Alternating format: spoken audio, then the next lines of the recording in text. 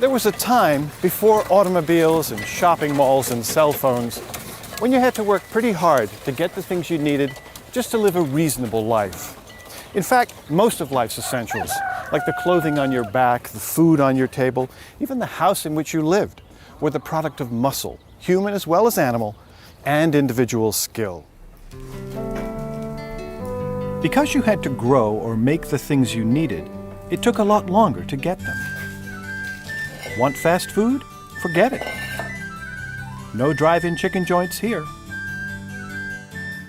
A new house, a bigger barn? Start with the trees at the edge of the forest.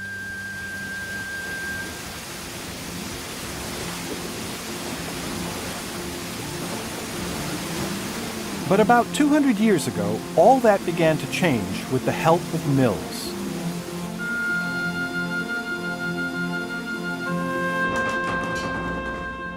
These early factories turned out machine-made products that could be bought in stores, and they offered a new way of working that changed the way people lived.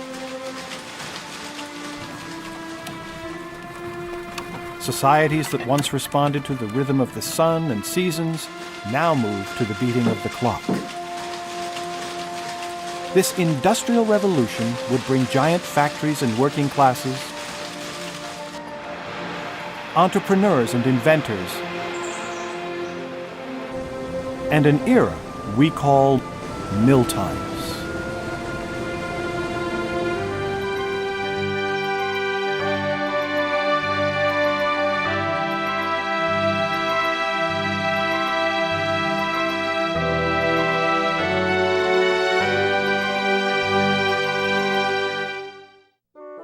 Major funding for Mill Times has been provided by the National Endowment for the Humanities, for 30 years expanding our understanding of the world, and by the National Science Foundation, America's investment in the future.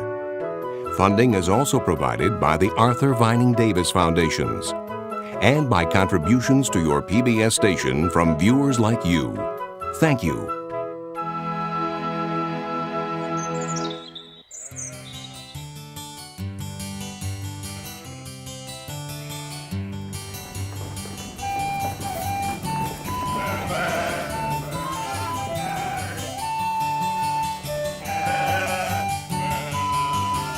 So what did people do 200 years ago if they needed a necessity of life like clothing? Say you need a new pair of pants or a shirt. There's no mall nearby, so you have to make them. And the first thing you must do is gather the raw material. Now in some regions you turn to cotton or flax, but here at New England's old Sturbridge Village you turn to sheep for their wool.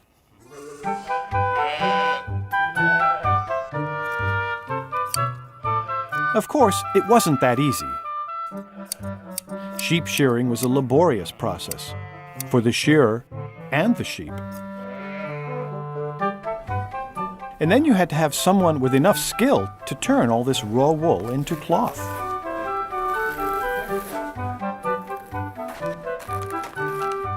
After cleaning the wool, it had to be carded. This took strong fingers and prickly brushes, like pet brushes, to untangle and separate the fibers, and to create wispy tubes of wool called slivers.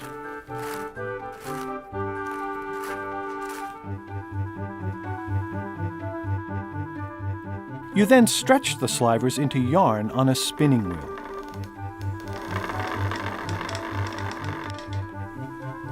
Notice how the yarn gets twisted as it winds onto the spindle?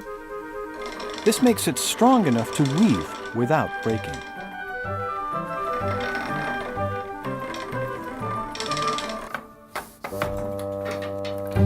You turn yarn into fabric on a loom, and this is a typical hand loom.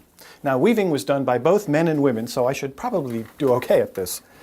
First of all, we have to set up the loom by drawing threads from the warp beam behind the loom across the top to another beam near my feet. The warp threads pass through harnesses, which I can raise or lower by pressing down on these foot pedals. And when I do that, it creates a space between alternating sets of warp threads. I'm going to take the shuttle, which is this wooden contraption with a spool of yarn in it called a bobbin, and I'm going to push it across through that space perpendicular to the warp threads. I then press it down, change pedals to raise the other harness to create that over and under pattern that you get used to seeing in weaving.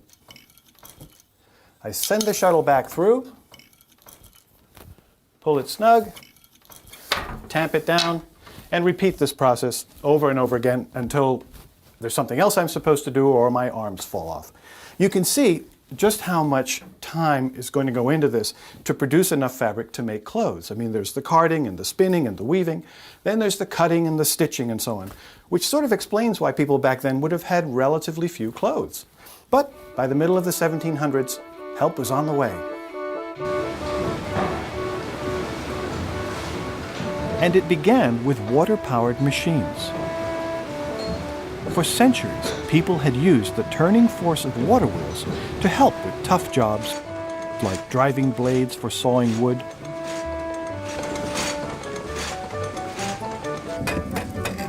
and rotating coarse stones for grinding grain into flour.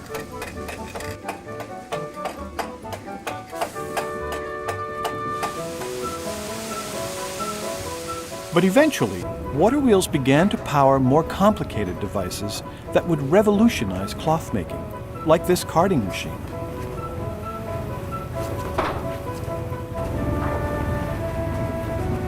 What an improvement over the pet brushes. And by rolling out wispy slivers all day long, it was a great labor-saving device.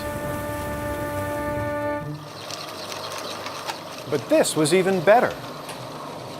I'm standing next to a machine called a water frame. It was created by the famous English inventor Richard Arkwright, this model's from the 1780s, to spin cotton into yarn. Though it looks fairly complex, it really isn't.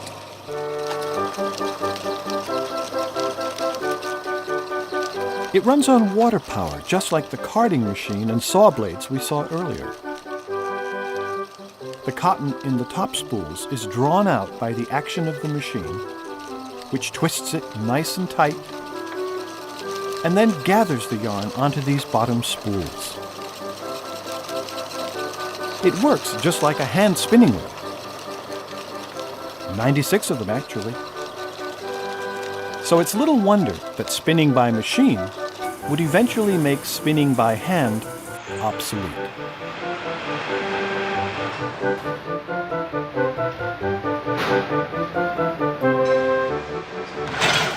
In no time, spinning mills began springing up all over England. By the late 1700s, these mills were putting whole villages to work, making yarn inside the new factories or weaving it into cloth in their homes. The spinning industry was so successful, it quickly spread to the rest of Europe. And it was only a matter of time before it reached England's former colonies in America as well.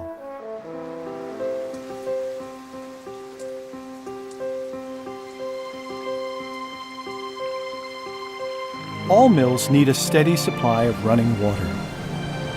And here in New England, there's plenty of rain and melting snow to feed powerful rivers that once drove the big wheels of the new textile mills. But any river's flow can be unpredictable. Sometimes there's too much water, sometimes not enough. So to control the power of the river, mill owners built dams. Now this old dam on the Branch River in Rhode Island is a typical mill dam. It doesn't completely block the river, but it raises the height of the water to create an elevated mill pond. Now, if we dig a channel called a head race from the pond to the mill, that pent-up water behind the dam will flow through the head race, turn the wheel, and then rejoin the river through the tail race.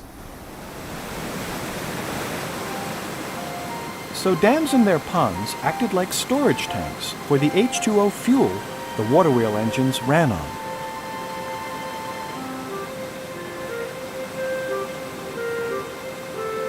You can still find scores of mill dams all along New England's rivers.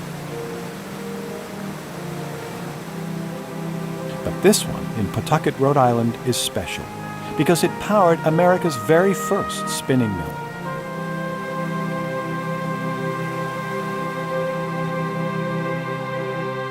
Legend has it that in 1789, a young entrepreneur named Samuel Slater defied the laws of England by supervising the construction of English-style cotton spinning machinery at the mill in Pawtucket. England had tried to protect its fledgling monopoly on spinning machines with patents. But Slater, who worked in the mills, understood how to make similar machines and came to America to seek his fortune.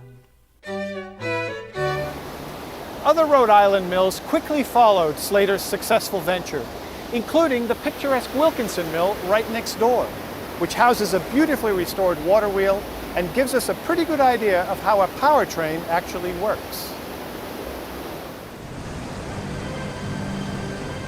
At the Wilkinson Mill, water from the head race flows into a wheelhouse, where it steadily turns the big water wheel. The wheel is connected to revolving metal gears. And as the gears turn in rhythm with the wheel, they rotate a vertical pole called the main shaft.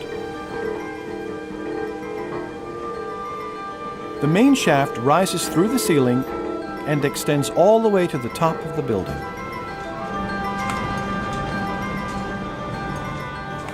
On each floor, the vertical shaft turns horizontal shafts that hang just below the ceiling.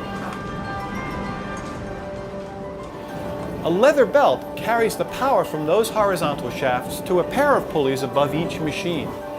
Now, to get the power to the machine itself, I'm going to turn the machine on by sliding the belt from one pulley to another. And voila, the machine works. Now, this is not a spinning machine, it's a lathe. A lot of mills, like Wilkinson, had their own machine shops. This is a wood lathe. It was actually used to produce those humble workhorses of the spinning industry, the bobbin.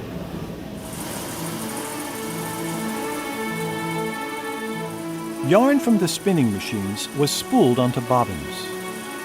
And in the beginning, that's all the textile mills produced, yarn.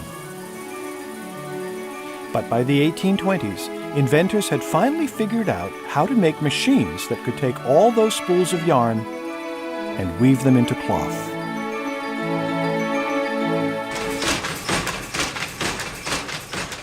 This power loom is weaving a plain piece of fabric.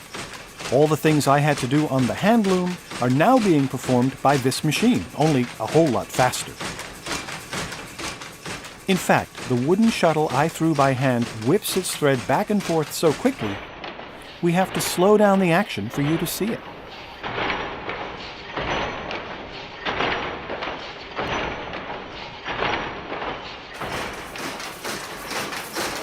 These looms could be very dangerous. If a shuttle like this should break free, it could pierce your flesh like a bullet. If you got your sleeve caught, it could cost you an arm. But when the power loom was perfected, weaving, like yarn spinning before it, would move from the home to the mill.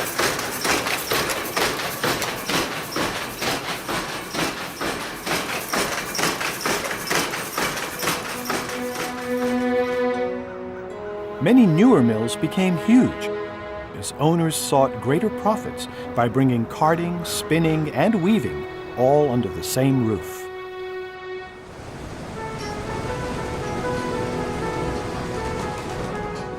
As more and more mills sprang up, there was increased competition and the occasional dispute over issues like backwater. Backwater would occur when one mill's dam impeded the natural flow of the river to the point where water wheels in upstream mills couldn't turn properly.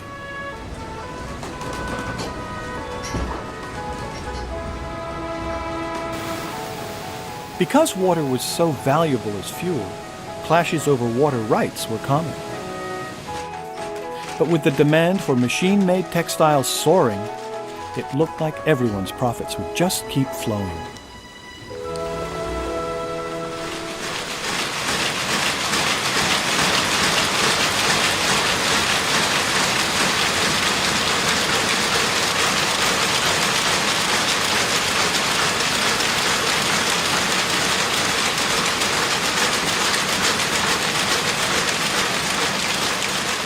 This huge room would have been fairly typical of weaving floors in the big textile mills of the 19th century. As mills grew larger, some of them changed, from businesses that could be managed by 1 or 2 people and a small workforce to a factory system with hundreds of workers and scores of managers, overseers, and accountants. The biggest problem for the biggest mills, like Boot Mill here in Lowell, Massachusetts, was finding enough workers to run the machinery. In the early 19th century, 9 out of 10 Americans still lived on farms and had no experience with mill work. Without enough skilled hands to run the complex machinery, the big mills of Lowell, Massachusetts would have remained a dream. It was American textile entrepreneur Francis Cabot Lowell who had the vision in the first place. He had witnessed the terrible conditions faced by mill workers in England and decided he could create a wholesome atmosphere that would attract country women to work in his mills.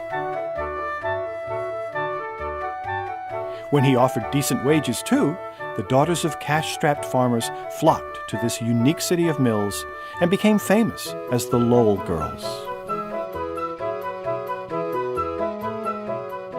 When they arrived, the women found that Lowell was serious about the wholesome atmosphere.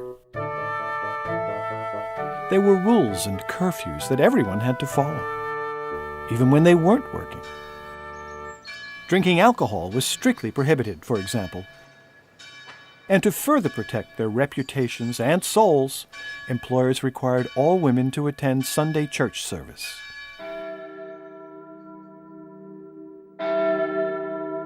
All other times, bells called the women to work. Their day would last 12 to 13 hours or more.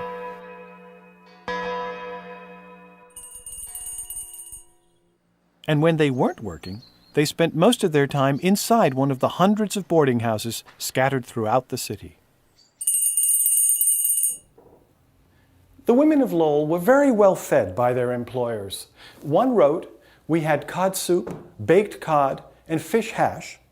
We have pie 2 or 3 times a day, coffee, and warm biscuits." All the workers got 3 decent meals a day, clean linens, and a room to sleep in, and all for about $1.25 a week. Now that may sound like a bargain, but it only left them $2 or $3 a week after working for 70 hours or more. Now that's about the same as a few $100s in today's money. Not great for all that work, but still a lot better than working on the farm, where they probably would have gotten nothing. Excuse me, is there any more of that fish hash?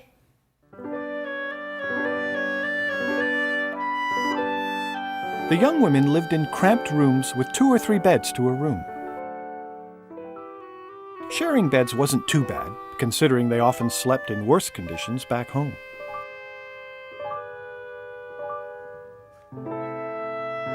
They loved to write letters and keep journals. Complaints about rodents, the communal outhouse, and a lack of privacy were common. But most women clearly liked the boarding house life and the excitement of the city, especially on Sundays, their one day off. After church, they would spend their time courting, socializing, or promenading in the fresh air. They might attend a play, a lecture, or a concert, until this brief respite was over. And then it was back to the mills for another week of heavy toil.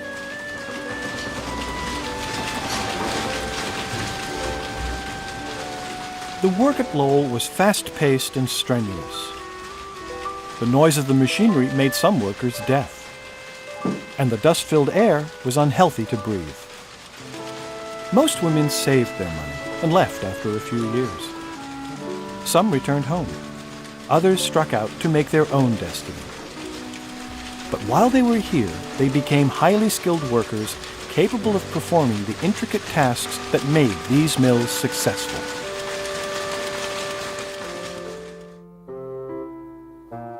This is Moses Brown, the Rhode Island businessman who enticed Samuel Slater to Pawtucket and then helped finance Slater's pioneering cotton mill.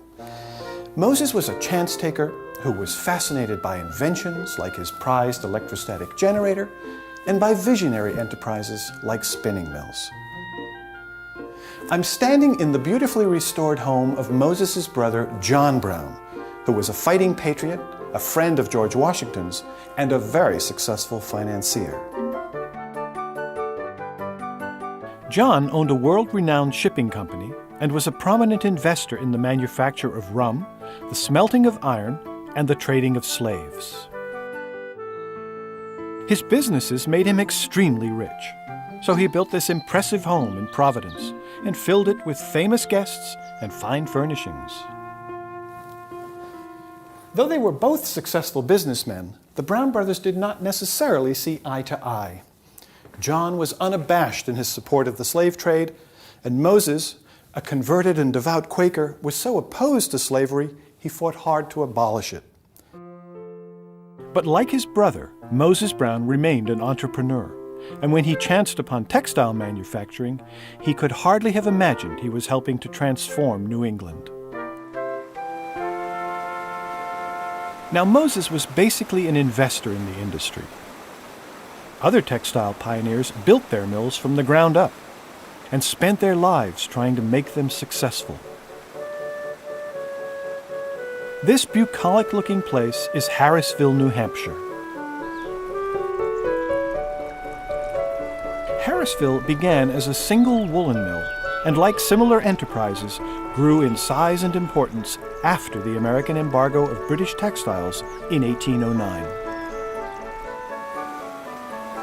The mill was started by Bethuel Harris and his sons, Cyrus and Milan. With a few $1,000s and a dozen workers, they began a woolen operation that would last 150 years. The Harrises lived in those houses over there, not a stone's throw from their mill. Over time, they built more mills, boarding houses for single workers, and individual homes for families.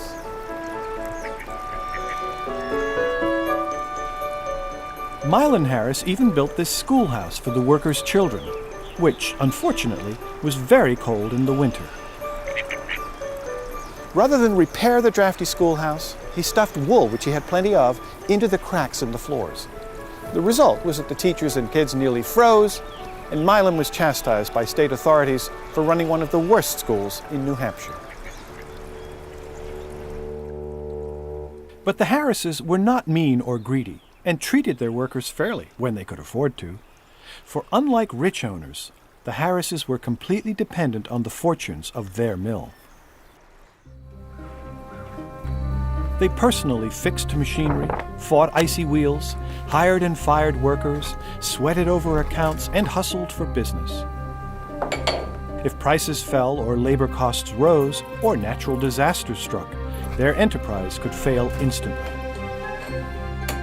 And without the deep pockets of rich mill owners, the Harrises were never far from financial ruin. But with equal parts luck and hard work, the Harrises made it, becoming country comfortable rather than Brown family rich. And for mill owners like the Harrises, that was enough.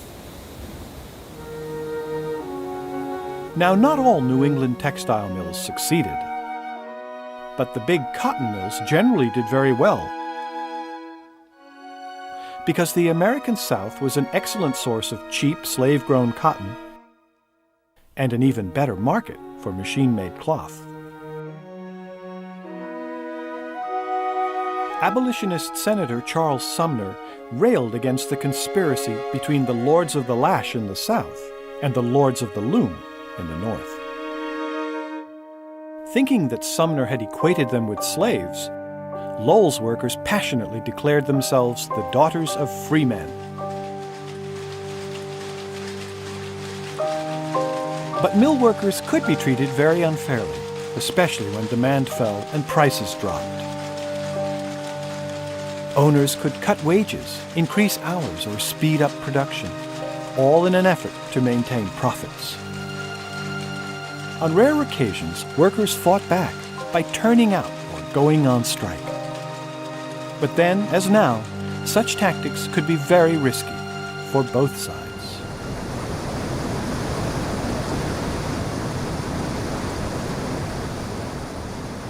Benchley has been on the brink of another disaster. The first night I lit candles, he sent for his children to come home, which they did. Afterwards, he and I had a considerable of a warm debate. Now, the letter was the telephone of its day, the primary means of communication over distance.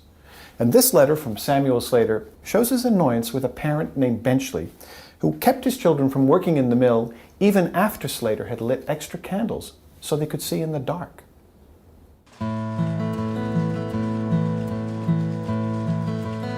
Yes, children worked hard at Slater and at other mills throughout New England. They also worked on farms and in craft shops, just about everywhere. Few children had the luxury of going to school full-time, and working in the mills at least meant a decent place to eat and sleep. Slater appreciated his younger workers. What he complained about were their overly protective parents and the fickle adult workers who were constantly leaving him to work in other mills. He was also unhappy about his personal fortune. Though he ran a successful mill that bore his name, he was not the majority owner and felt he could do better with his own venture. So in 1806, he built a new mill complex and proudly named it Slatersville.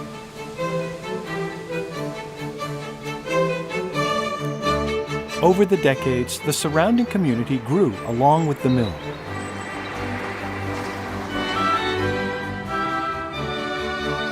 And by mid-century, the Slater family had built 2 additional mills and installed steam engines to help power the machinery.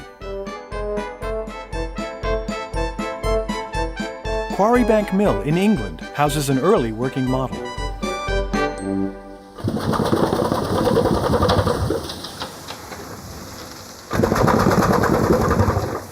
This remarkable contraption is an old steam engine. Look at the precise movement of the vertical piston. It's moved up and down by the rise and fall of steam pressure inside the cylinder. And that up and down motion is converted into rotary motion, which operates all the machines. This was a revolutionary device. It made it possible to run machines any time, any place, and in any kind of weather.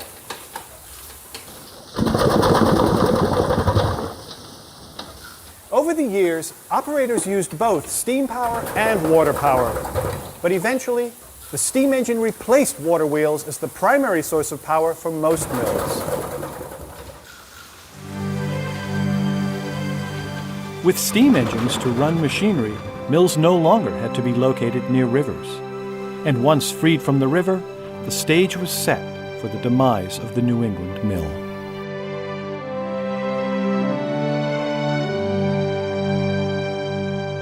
By the middle of the 20th century, many New England textile companies had moved south, where labor was cheap, where cotton grew right outside the door, and where swift-moving rivers no longer mattered.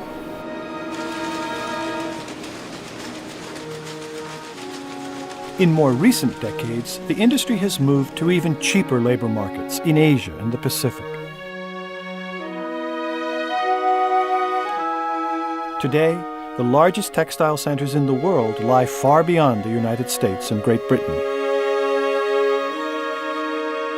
leaving places like Slatersville abandoned and desolate.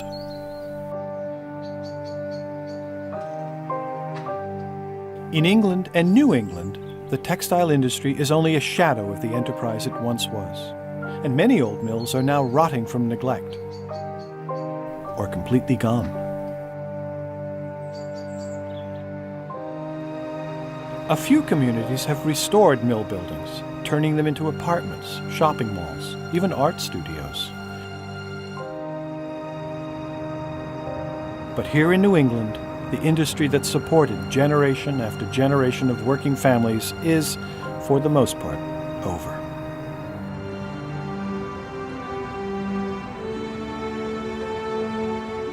At their height, mills were criticized for bringing a decline in craftsmanship and a machine-like regimentation to the workplace.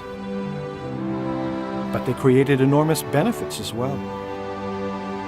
As anchors for cities, as innovators of new technologies, They put vast numbers of people to work and brought affordable products to consumers everywhere. For better or worse, mills have shaped our world and the way we live as surely as any force in history.